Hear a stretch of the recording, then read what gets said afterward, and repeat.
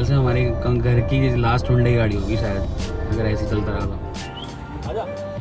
Hi guys, welcome back to the channel. तो बहुत लोगों की डिमांड थी, भाई तुमने अपने अभी तक Hyundai i20 के बारे में तो कुछ बताया नहीं, Hyundai के बारे में तो बताया नहीं।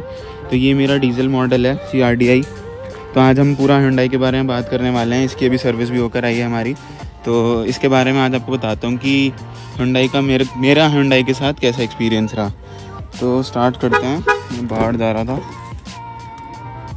अरे इसमें नए मैट डले हैं GFX के। अच्छा, ये वाले मैट मैंने देखे थे ना, बड़ा स्पोर्टी सा लुक आता है। देखो ये ट्रे वाले मैट्स होते हैं, ये इको स्पोर्ट में भी डाल रखे हैं दूसरी गाड़ी में मैं तो ये रिकमेंड करता हूँ यार, ये बड़े सही है। देखो ट्रे की तरह डल जाते हैं ये, और इनके अंदर ही सारी धूल जाती है और बाहर नहीं आती, और इनका लुक ज़बरदस्त।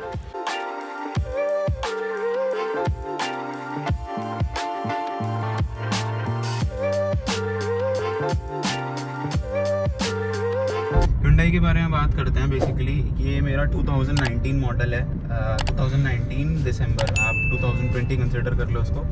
तो ये नहीं, आप निकल जाओ पहले, हम रिकॉर्डिंग बाद में कर लेंगे, आप निकलो। हाँ, Hyundai के बारे में बात कर रहे थे। तो सबसे पहले इस गाड़ी की सीटिंग कंफर्ट की बात करते हैं। तो इस गाड़ी में आप i20 में या Hyundai की किसी भी सेडान या मतलब वर्ना वगैरह लेते हो ना, तो उसमें आप रियली आपको फील आएगा कि आप बहुत ज़्यादा नीचे बैठ के गाड़ी चला रहे हो। तो एट टाइम्स ये अच्छा भी लगता है कि एकदम स्पोर्ट्स कार वाली फील आती है, बट कभी कभी आप इंडियन रोड जैसी है ना यार, नीचे से लगता है तो पहले ही दिल घबराने लगता है कि कैसे लगने वाली है गाड़ी हमारी। तो ठीक है, तो ये हमारा जो मेरी फ्रंट की 2 सीट जो है ना i20 की, वो तो मोस्ट कंफर्टेबल सीट्स कहूँगा मैं इस सेगमेंट में। बहुत ही बढ़िया सीट्स लगती है मेरे को। ये अंडर थाई सपोर्ट बहुत बढ़िया है। एर्गोनॉमिकली देखो, मतलब मेरे को ये मैंने स्टीयरिंग पकड़ रखा है, सब चीज़ें इन प्लेस हैं। Hyundai का हमेशा से डैशबोर्ड किसी भी गाड़ी को उठा लो, सब ड्राइवर ओरिएंटेड रहते हैं, मतलब ये थोड़ा सा ड्राइवर की तरफ पुश्ड रहता है। तो देखो मेरे सब चीज़ें रीच में है। यहाँ पर इन्होंने कितने अच्छे तरीके से ये उठा रखा है, आगे से इंक्लाइन कर रखा है, जिससे कि मेरे को बड़ा इजीली एक्सेस हो। ठीक है, तो आगे निकलते हैं इससे। ठीक है, तो ये हुई हमारी एर्गोनॉमिक्स की बात और सीटिंग कंफर्ट की बात, जिसमें ये गाड़ी एकदम बढ़िया है। पीछे की सीट्स मेरे को लगता है Hyundai की भी, Kia की भी, मैं Kia Sonet में भी बैठा, Seltos में भी बैठा, और Hyundai की काफ़ी सारी गाड़ियों में बैठा। इनका पीछे के सीट्स में मतलब वो पुश नहीं है कि मतलब मेरे को वो वाली फील नहीं है कि मैं बड़ी बड़ी ट्रिप्स जैसे करता हूँ बड़ी SUV में बैठ के, या फिर मैं सारी गाड़ियों की थ्रू आउट की बात कर रहा हूँ Hyundai की और Kia की। मतलब पीछे मेरे को वो वाला मज़ा नहीं आया जो मतलब आगे है ना इसमें सीटिंग कंफर्ट। पीछे की सीट्स का एक तो अंडर थाई सपोर्ट मेरे को कम लगता है, और थोड़ी ना वो कमर में जिससे दर्द हो जाए पीछे की तरफ ऐसे डिक्लाइंड रहती है इनफैक्ट। तो ये सब थी हमारी सीटिंग कंफर्ट की बात। अब इसमें बात करते हैं हम गियर की और क्लच की। तो ये गाड़ी जो है Hyundai की डीजल की है। डीजल के होने के बाद भी इसका क्लच इतना लाइट है, इंजन इतना रिफाइंड है, आपको इसमें पता ही नहीं चलेगा कि गाड़ी स्टार्ट भी है या नहीं है। तो देखो पेट्रोल से कुछ लोग कहते हैं कि एकदम पेट्रोल जैसी रिफाइनमेंट है, तो टू बी वेरी ऑनेस्ट फ़र्क होता है डीजल में और पेट्रोल में। But through out the brands अगर आप देख लो तो Hyundai से ज़्यादा रिफाइंड डीजल इंजन कोई नहीं बनाता है, कोई भी नहीं बनाता है। पहले की Hyundai की गाड़ियाँ आती थी, उनमें दिक्कत होती थी, खड़ी गाड़ी में AC काम नहीं करता था उनका। बट इस वाले मॉडल में पर्टिकुलरली मेरे को तो कोई ऐसी कंप्लेंट नहीं है AC से रिलेटेड, बल्कि इनफैक्ट AC मेरे को उसका ज़्यादा ही लगता है कि काफ़ी अच्छी कूलिंग कर रहा है। तो AC वगैरह की मेरे को कोई कंप्लेन नहीं है, ड्राइविंग से मेरे को कोई कंप्लेन नहीं है। पिकअप में एक्सेलरेशन की बात करते हैं, इनिशियली लगता है कि इसमें थोड़ा सा इनिशियल लैग है, बट जब भी हम 2000 RPM पे पहुँचते हैं ना, 2000 RPM पहुँचते जो टर्बो होता है वो किक करता है और एकदम बढ़िया पुश मिलता है उसके बाद। अब कुछ गाड़ियों का लीनियर पिकअप होता है, कुछ गाड़ियों का एक टाइम के बाद किक करता है और वो पर्टिकुलर रेंज तक टर्बो किक करके खींचता है। तो ऐसा नहीं होता कि पिकअप किसी गाड़ी का कम है किसी गाड़ी का ज़्यादा है। It's all about how the engine tuning is done. तो इस गाड़ी की इंजन ट्यूनिंग वगैरह सही है। एक 1800-1900 RPM के बाद टर्बो किक करेगा, देन वो पुल करती है गाड़ी एकदम बढ़िया। चीज़ हमें ले आती है फ्यूल इकोनॉमी के ऊपर। तो लो कैमरा दिखाओ मेरे को, मैं दिखाता हूँ।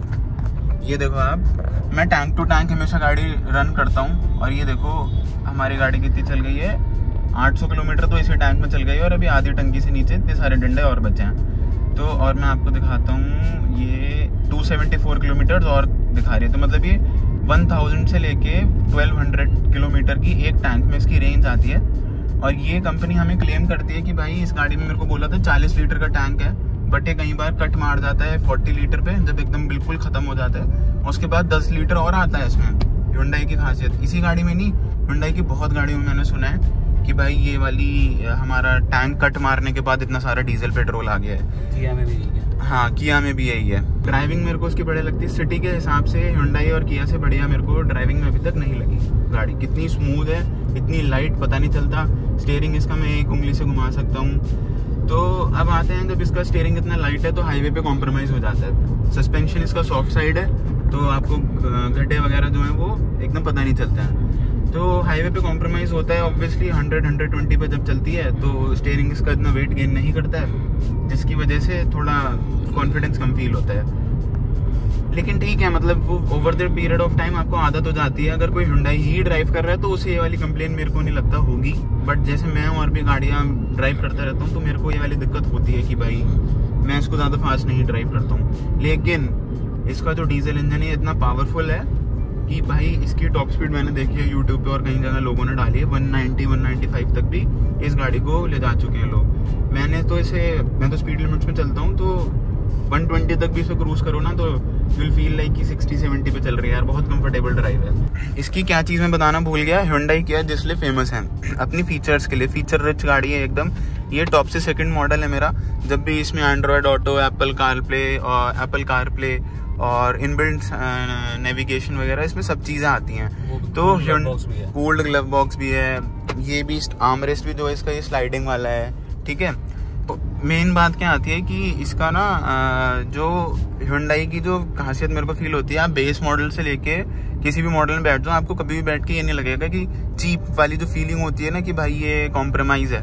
तो वो कॉम्प्रोमाइज़ वाला मतलब जब तक आप ये देखोगे नहीं ना कि भाई इससे ज़्यादा ये फीचर भी हो सकता है इसका टॉप मॉडल में, जब आप कंपेयर करोगे जब आपको पता लगेगा। वरना अगर आप बैठोगे ना, जैसे मैं इस मॉडल में बैठता हूँ तो मेरे को कहीं भी बैठ के ये नहीं लगता कि कोई फीचर मिसिंग है जो मेरे को चाहिए था। देखो पुल गाड़ी का,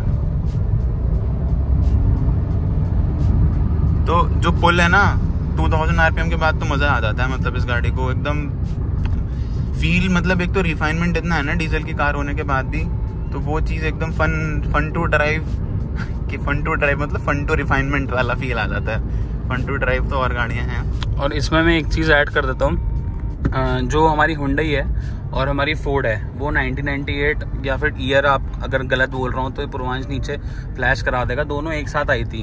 Hyundai को इंडियन मार्केट समझ में आया, Hyundai ने टाइम टू टाइम अपनी गाड़ी अपडेट्स करी और Ford ने नहीं करी। तो Hyundai is good at marketing. Hyundai को पता है कस्टमर्स को क्या चाहिए, तो वो दे रही है, इसलिए Hyundai बिक भी सबसे ज़्यादा रही है। मेरे ख्याल से 3rd नंबर पे Hyundai सेल्स में पूर्वांश इंडिया में।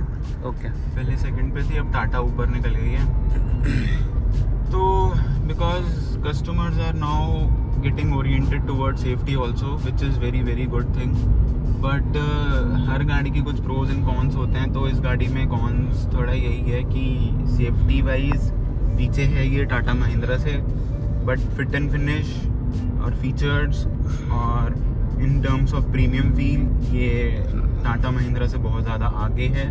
इसकी जो फाइनल वर्डिक्ट आता है वो आता है आफ्टर सेल सर्विस, कि भाई हमने ले तो लिया है गाड़ी, तो क्या मैं आपको Hyundai रिकमेंड करूँगा या नहीं करूँगा। मैं एज एन i20 ही बात नहीं कर रहा हूँ, मैं एज एन ओवरऑल Hyundai की बात कर रहा हूँ। तो इसकी सर्विसिंग और जो इसके हमारे नेगेटिव पॉइंट्स हैं उसकी बात करते हैं। तो सर्विस का मतलब भैया कह रहा है कि ये अब दोबारा से Hyundai पे नहीं जाएगा। तो क्यों नहीं जाएगा, हम इससे पूछते हैं भाई क्या हो गया। जो मतलब इतनी प्रीमियम गाड़ी, बैठ के चलने में इतनी बढ़िया, इतनी अच्छी सेल्स है गाड़ी की, सब चीज़ें हैं और ऑन पेपर्स इतना अच्छी सर्विसिंग प्रोवाइड करती है, तो मतलब क्या रीज़न रहा जो अभी ये Hyundai की सर्विस से इतना ज़्यादा क्या नाराज़गी आ गई। और सबसे ज़्यादा प्यारी गाड़ी भी i20 लगती है इसको, बट पता नहीं क्या हुआ है। ये मेरे ख्याल से हमारे घर की लास्ट Hyundai गाड़ी होगी शायद, अगर ऐसे चलता रहा तो। मैं आपको पूरा एक्सपीरियंस बताता हूँ। तो जब हमने गाड़ी ली तो हमारा गाड़ी लेने के बाद से Hyundai के साथ एक्सपीरियंस अच्छा नहीं रहा। Hyundai में सबसे बड़ी दिक्कत ये है कि जब आप Hyundai को मेल डालते हो ना, तो Hyundai में मेल की कोई सुनवाई नहीं होती। मतलब आप ये सोचो कि जब आप मेल डाल रहे हो, इसका मतलब होता है कि आप एस्केलेशन कर रहे हो, करेक्ट। अब कोई मेल डाल रहा है किसी कंपनी को लेके कि भाई हमें सर्विस अच्छी नहीं मिली, तो वो एस्केलेशन है, तो वो कंपनी वाले क्या करते हैं, वो डीलर पे फॉरवर्ड कर देंगे कि भाई तुम्हारा एस्केलेशन आया, तुम जानो, तुम्हारा काम जाने, हमारे हाथ ऊपर है। मतलब कंपनी उसमें हेल्प नहीं करती है। तो मैंने 2-3 बार मेल डाला, कोई रिस्पॉन्स नहीं आया, तो फिर मैंने कहा चलो कोई बात नहीं। अब प्रॉब्लम क्या है कि मैंने इस गाड़ी की 5 साल की एक्सटेंडेड वारंटी ले रखी है, ठीक है। तो प्रॉब्लम थोड़ी है, तो अच्छी बात है। वो प्रॉब्लम बन चुकी है मेरे लिए, बता दो कैसे। अब मैंने, चलो पुरानी बातें छोड़ते हैं, अब रिसेंट बात करते हैं। मैंने भी इसकी 10 दिन पहले सर्विस कराई है, जो 20,000 किलोमीटर की सर्विस हुई है इसकी, ठीक है। तो मैंने, एक तो हुंडई बोलते हैं, लोग बोलते हैं कि रीजनेबल सर्विस है, रीजनेबल सर्विस है। भाई कोई रीजनेबल सर्विस नहीं है, वो सिर्फ कस्टमर को ब्लफ करने वाली बात है। मैं एग्जैक्ट बताता हूँ होता क्या है। जो आपकी ऑल्टरनेट सर्विस होती है ना, जैसे 10,000, 30,000, 50,000, इस पे कंपनी डीजल फिल्टर चेंज नहीं करती है। उसका फिल्टर की कॉस्ट थी वो 1900-2100 रुपए के आसपास है। सबसे महंगा पार्ट जो था ना गाड़ी में, इंजन ऑयल, और वही था बस। स्पेयर पार्ट्स पता नहीं क्या है हुंडई के, बहुत महंगे हैं। हाँ, टॉपिक से ना बढ़ाते सर्विस पर आते हैं। तो मैं किसी सर्विस सेंटर को पॉइंट नहीं करूंगा, मैं सिर्फ हुंडई कंपनी को पॉइंट करूंगा, क्योंकि हुंडई कंपनी ही ऐसा सर्विस दे रही है मुझे। तो अब मेरा तो मन है कि भाई मेरी गाड़ी की जब वारंटी खत्म होगी, मैं गाड़ी की सर्विस 110% अपने लड़के से कराऊंगा, जो हमारे लड़का बाहर सर्विस करता है, जिससे पापा बाकी सारी गाड़ी कराते हैं। तो अगर आप जाते हो तो आपकी गाड़ी में से सर्विस होगी, स्पेशली जहाँ मैं रहता हूँ वहाँ। तो ठीक है, आप, मैंने 4 काम लिखवाए, ठीक है। एक काम ये लिखा बनी कि ये देखो, ये आपको दिख रहा है, ये ढीला है बहुत, ये बार ये ढीला है, ये मैंने वारंटी में चेंज करा लिया। तो उसने मेरे को क्या बोला कि सर इसके लिए ना दोबारा चेंज करना पड़ेगा, मुझे सीट खोलनी पड़ेगी, जो मेरे लिए बड़ा हेक्टिक काम होगा, मैं नहीं करूँगा ये। अभी मेरे पे बहुत काम है अभी। ये कि मुझे मना कर दिया, कोई तरीका नहीं है यार, तुम्हें क्या कस्टमर को मना कर देते हो। दूसरा मैंने इसमें जो बोला था, दूसरा ये था कि जो इसका ये है नॉब, ये नॉब फ्री है थोड़ा। तो अब उसने मुझे ये नॉब का, देखो हम भी इंजीनियर्स हैं, हमको भी पता है, ये नॉब जो ऑपरेट होता है ना, वो होता है तुम्हारे स्प्रिंग से ऑपरेट और वायर से ऑपरेट। तो ये इसमें थोड़ा बहुत प्ले रहता है, वो मैं मान गया, चलो कि थोड़ा बहुत प्ले है। जो इसके ब्रेक पैड हैं, ब्रेक पैड मैंने 3 इशू लिखवाए थे। जो ब्रेक पैड है, होता क्या है, जब आप हार्ड ब्रेकिंग करते हो, पुलिस वाले अंकल जा रहे हैं, मैं देखते हुए क्या कर रहे हैं भाई गाड़ी में बैठे हुए। तो जो हार्ड ब्रेकिंग करते हो या फिर आप पैनिक ब्रेक करते हो हुंडई में, तो उसका पैडल बहुत ज्यादा हार्ड हो जाता है, जो गलत बात है।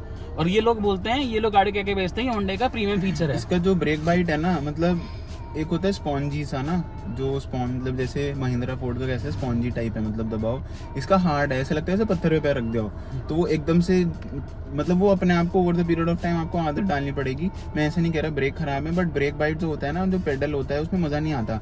मतलब ब्रेक्स में मेरे को मजा नहीं आया, कि एक कॉन्फिडेंस होता है ना कि भाई मैं आगे वाली गाड़ी से चिपक के भी चल रहा हूँ, वो ब्रेक मारेगी तो मेरे ब्रेक लग जाएंगे। बट इसमें मेरे को क्या है, थोड़ा डिस्टेंस लेकर चलना पड़ता है, और जब पैनिक ब्रेकिंग वाला टाइम होता है, ब्रेक्स लगते हैं नो डाउट। लेकिन ये चीज़ इंप्रूव करनी चाहिए हुंडई को। और भी गाड़ियाँ मैंने चलाई हुंडई की, लेकिन इस ब्रेक्स में मेरे को जो ब्रेक बाइट है उसमें मज़ा नहीं आया। जो ABS वाला, मैंने बहुत वीडियोस देखी हैं, मेरा मेन पर्पस ये वीडियो बनाने का हुंडई के ऊपर यही था कि ये जो ABS वाली जो चीज़ है ना, ये ब्रेकिंग्स को लेके, ये कहीं भी कंसर्न रेज नहीं करी गई है। तो इसलिए मैंने कहा कि मैं ये वाली कंसर्न रेज करता हूँ, क्योंकि होती है ये बाकी गाड़ियों में भी है हुंडई की, ऐसा नहीं कि इस प्रोडक्ट में ही हूँ। ये किया चलाई मैंने, किया में भी है ये जो ABS है, ABS आवाज करता है इसकी। जब आप गाड़ी को उतारते हो, जैसे पहाड़ों पे उतार रहे हो, या फिर जैसे आप किसी बेसमेंट पार्किंग में उतारते हुए घुमाव पे, बहुत ज्यादा घुमाव है, तो आप एकदम से गाड़ी काट के ब्रेक मार दोगे, तो ऐसा लगता है ब्रेक पैडल एकदम हार्ड हो जाएगा। ब्रेक पैडल में वाइब्रेशन आती है बहुत ज्यादा, और ऐसा लगता है कि लोहे से लोहे का पार्ट टकरा रहा हो, कुछ टूट जाएगा। वो इसकी ABS की मोटर जब एक्टिवेट होती है ना, उसकी आवाज है वो। जो होंडे का ग्रुप है, उन्होंने मेरे को बताया कि जितनों के पास i20 है, जितनों के पास क्रेटा है पुराने वाली, मतलब हमारा वाला जनरेशन i20 का मॉडल, जो पुराना जनरेशन होंडे क्रेटा का मॉडल है 2020 तक का, सब में यही आवाज है। ABS मोटर ही इसकी काम ऐसे करती है। तो मेरा इम्प्रूव करा हुंडई ने, नहीं करा। वो कह रहा है कि जो सर्विस सेंटर वाले, उन्होंने कहा नहीं, नई वाली क्रेटा में भी सेम प्रॉब्लम है। तो मेरा हुंडई को ये, अगर हुंडई से कोई वीडियो देखता हो हमारी, या फिर जाए कभी किसी कोई शेयर करे बंदा, तो जब आपको पता है कि आपकी इतनी खराब मोटर है कि उसमें ऐसे आवाज है कि लोगों को कॉन्फिडेंस ही फील नहीं करा रही है, तो एज अ प्रोडक्ट हुंडई बहुत अच्छा काम करती है। मैं जैसे इसने बताया, मेरी फेवरेट गाड़ी है हमारी चारों में से, सबसे ज्यादा ध्यान में इसी गाड़ी का रखता हूँ फिलहाल अभी, ठीक है। तो मुझे गाड़ी बहुत पसंद है, लेकिन मुझे सर्विस से बहुत प्रॉब्लम है। मैं अभी, इसका ना क्या था कि इसका स्टीयरिंग का अलाइनमेंट बिगड़ गया था, तो स्टीयरिंग इसका टेढ़ा था, ये ऐसे चलती थी गाड़ी, ठीक है। अब ये स्टीयरिंग मैंने बाहर अलाइनमेंट करा लिया, बाहर भी सही नहीं हो पाया। मैंने यहाँ पे जहाँ हम रहते हैं वहाँ पे सेंटर्स पे दिखा दिया, वो भी सही नहीं कर पाया। मैं मेरठ में गुड़गांव तक चला गया इसकी सर्विस कराने के लिए, उसके बाद भी गुड़गांव वाले सेंटर में, ठीक है, होंडे की सर्विस से मैं सेटिस्फाइड नहीं हूँ। मैं शायद दोबारा कभी लूँ भी नहीं होंडे, क्योंकि जब मुझे पता है कि आफ्टर सेल सर्विस मुझे मिलनी नहीं, मुझे भारी सर्विस करानी है, तो मैं क्यों लूँ, ठीक है, तो मैं तो थोड़ा बचूंगा इससे। एक्चुअली Hyundai की खासियत यार यही है, फीचर रिच गाड़ी होती हैं, सब कुछ चलाने में मज़ा आता है, हर चीज़ बढ़िया है, कंफर्टेबल ड्राइव होती है। बट इसके नेगेटिव्स फिर वही आ जाते हैं कि एक तो ब्रेक बाइट जो होता है गाड़ियों का, ब्रेक में ऐसा नहीं है, मैं ये नहीं कह रहा कि ब्रेक ख़राब लगते हैं, बट ब्रेक बाइट जो है वो होता है। ये स्टीयरिंग देख रहे हो कितना लाइट है, ये देखो एक उंगली से ऐसे घूमता है। तो सिटी में तो बहुत मज़ा आता है, हाईवे पे थोड़ा इन्होंने अब इम्प्रूव कर दिया है, स्टीयरिंग वेट गेन करता है, लेकिन ठीक है वो आपको Hyundai चलाते रहोगे तो आदत हो जाएगी। तो यही था गाइस हमारा Hyundai i20 का एक्सपीरियंस। तो ये ओवरऑल एज एन Hyundai बताया मैंने, आज एज एन Hyundai बात करी है। तो ये था हमारा पूरा आज Hyundai का एक्सपीरियंस जो मैंने आपके साथ शेयर कर रहा है। इस वीडियो को करते हैं क्लोज। वीडियो पसंद आई हो तो लाइक करना और शेयर करना, सब्सक्राइब करना, बेल आइकन को ज़रूर दबाना सब्सक्राइब करके, तो जिससे कि आपको और ऐसी मस्त वीडियोस मिलती रहें। और